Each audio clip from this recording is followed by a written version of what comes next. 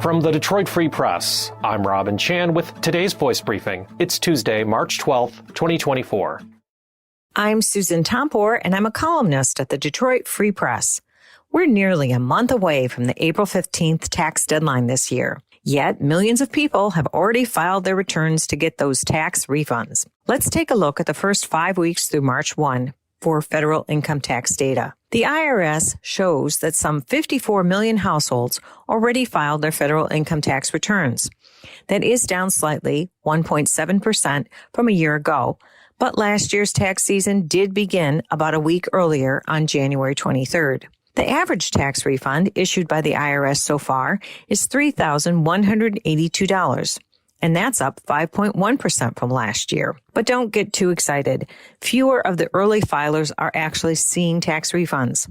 The IRS issued some 36 million tax refunds through March 1, down 13.7% from a year ago. The total amount refunded was nearly $115.5 billion, yet that was down 9.3% from a year ago.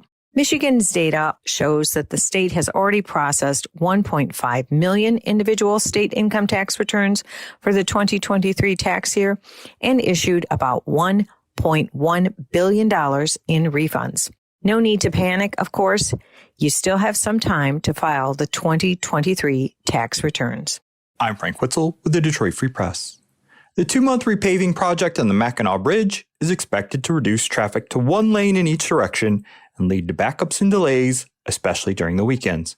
Work on the Mighty Mac's North Viaduct and Approach truss spans are set to start March 25th and be completed by May 23rd, ahead of the busiest time for visits to the Upper Peninsula. There also will be wide load restrictions in both directions. Motorists should consider crossing at off-peak times or prepare for delays, the authority said, adding that the weekend traffic peaks between 10 a.m. and 4 p.m. often result in traffic backups, even with all toll lanes open.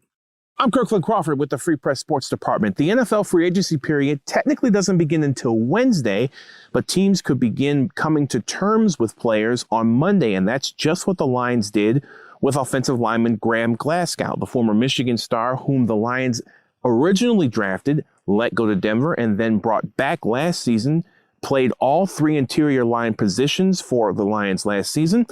Detroit brings back Glasgow on a 3-year and $20 million deal.